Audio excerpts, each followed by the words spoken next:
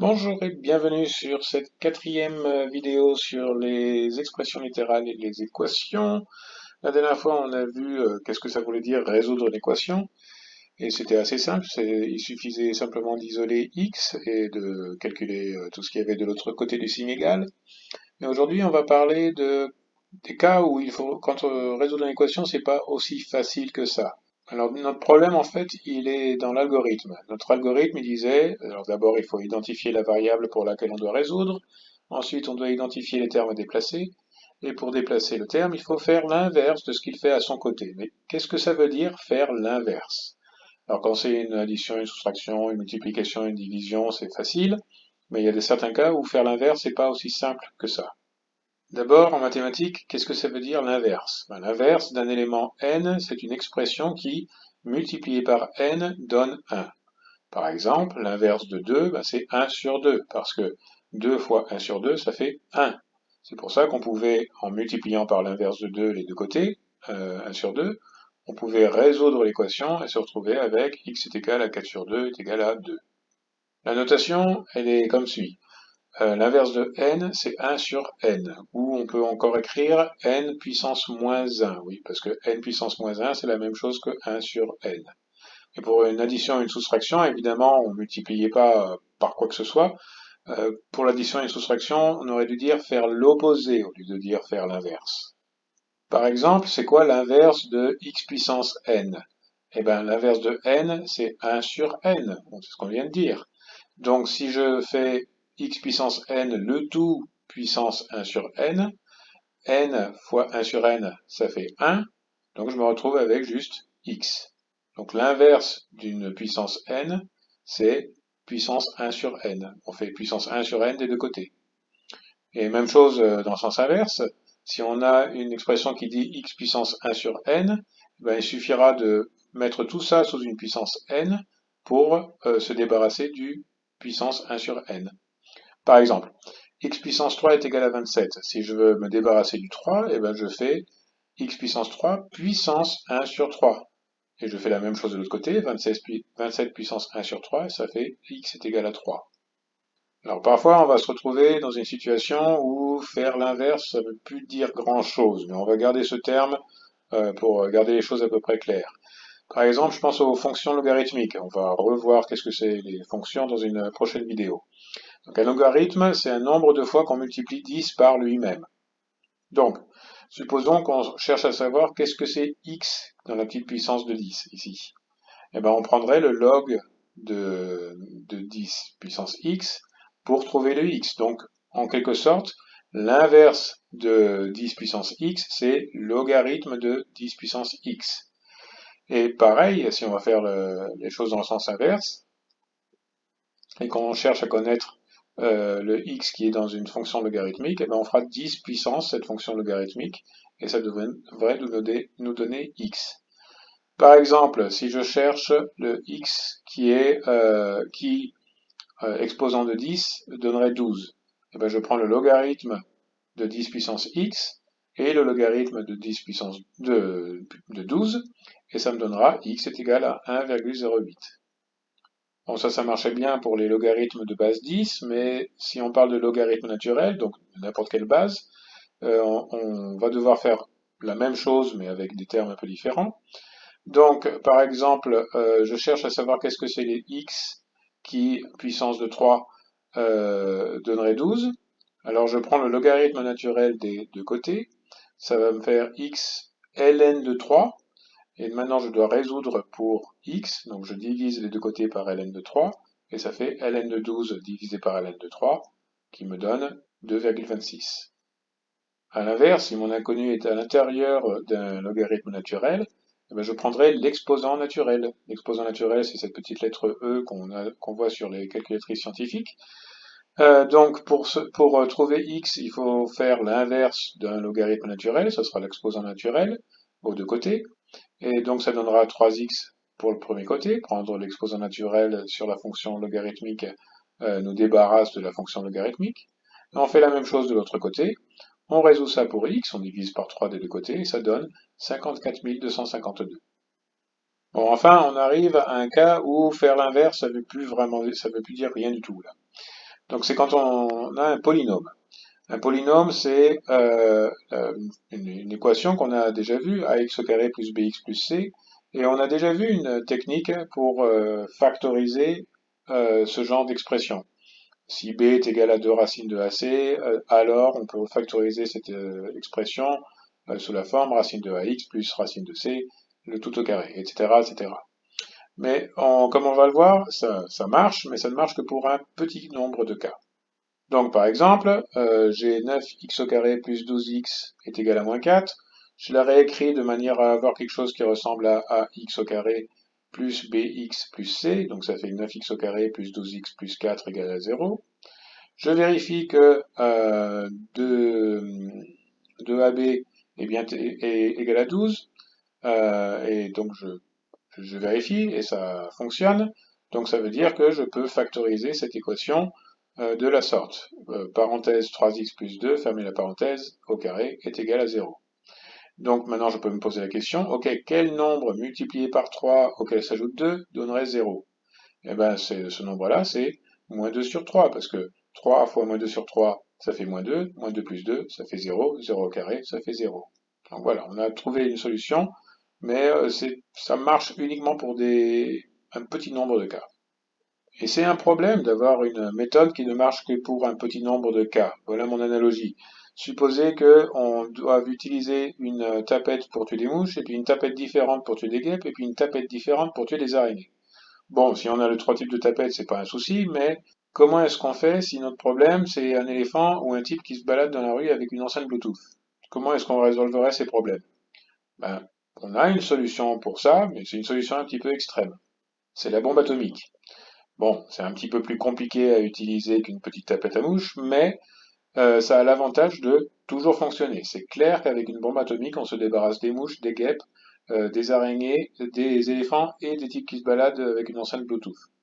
Donc, cette petite méthode-là, cette bombe atomique mathématique, c'est ce qu'on appelle la formule quadratique. Pour une équation de la forme ax au carré plus bx plus c est égal à 0, on peut trouver la solution si on écrit moins b plus ou moins racine carrée de b carré moins 4ac, le tout divisé par 2a. On va démontrer tout ça. Alors la procédure, elle est relativement simple. D'abord, on doit réécrire notre équation pour qu'elle ait la forme suivante, ax au carré plus bx plus c est égal à 0. Ensuite, on calcule le déterminant. Le déterminant est symbolisé par ce delta majuscule ici, et il est égal à b au carré moins 4ac. Et si le déterminant est inférieur à 0, c'est-à-dire s'il est négatif, alors il n'y a pas de solution réelle et on peut arrêter tout de suite.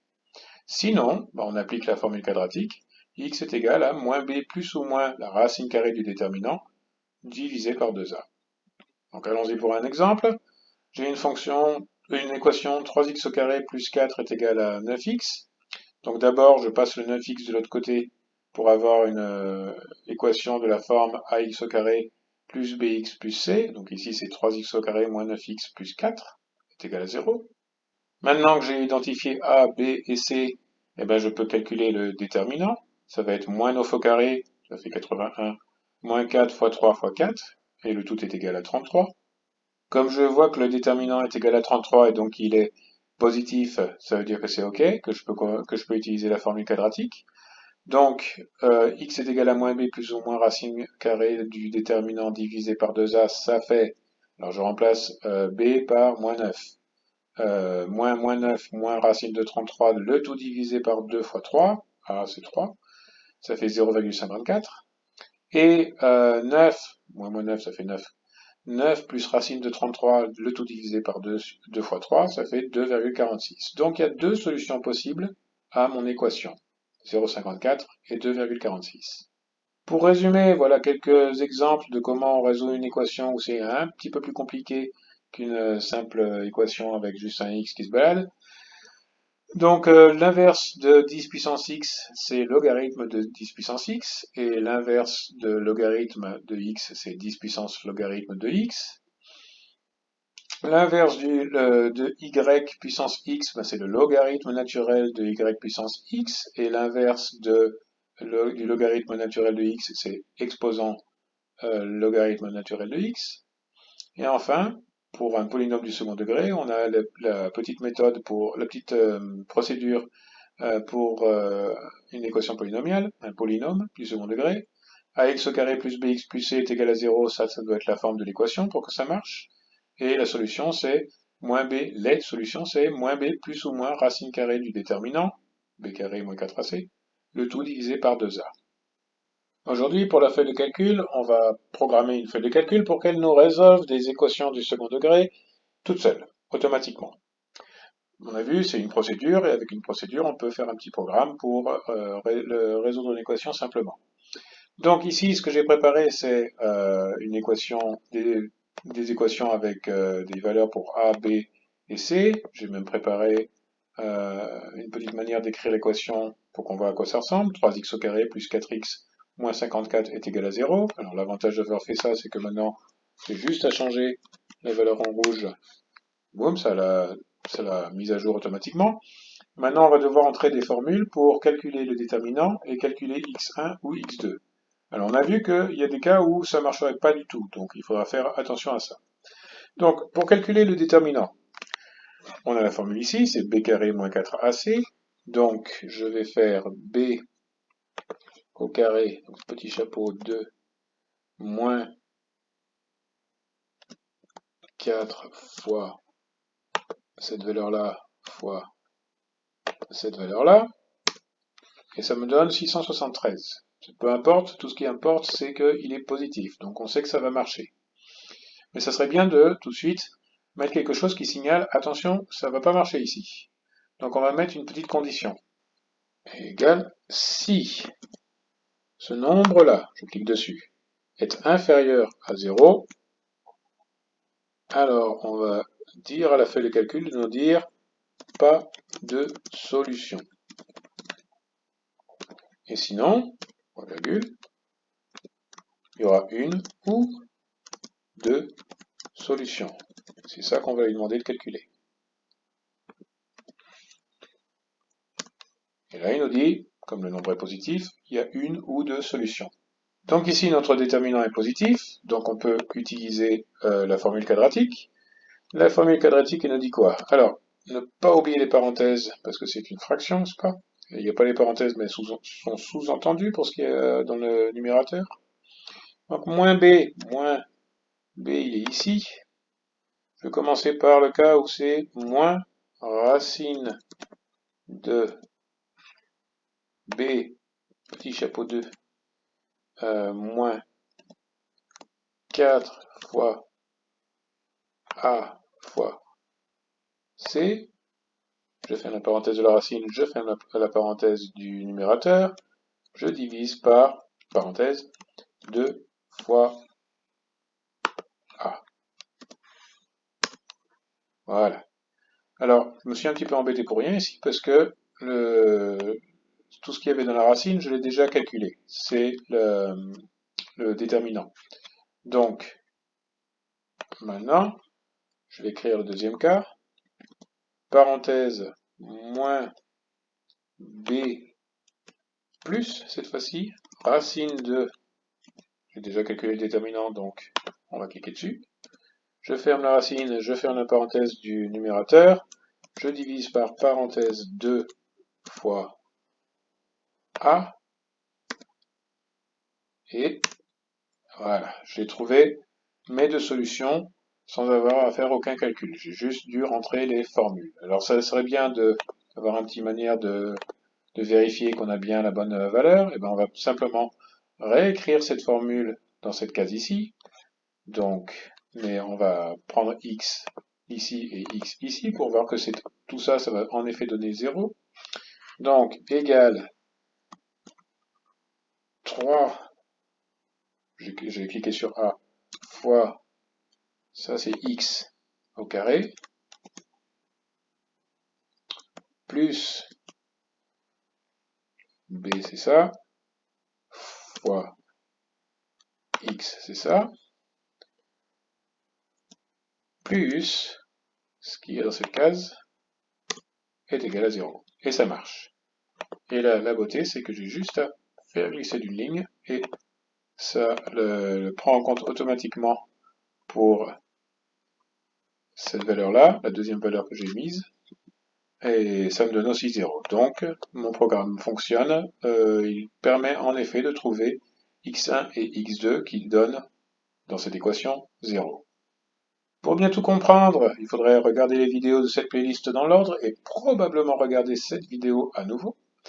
Télécharger les feuilles de cours, je vais mettre un lien dans la description. Pratiquer avec une feuille de calcul, c'est toujours une bonne idée. Et souscrire à cette chaîne pour être avisé des nouveaux posts. Merci de votre attention, au revoir.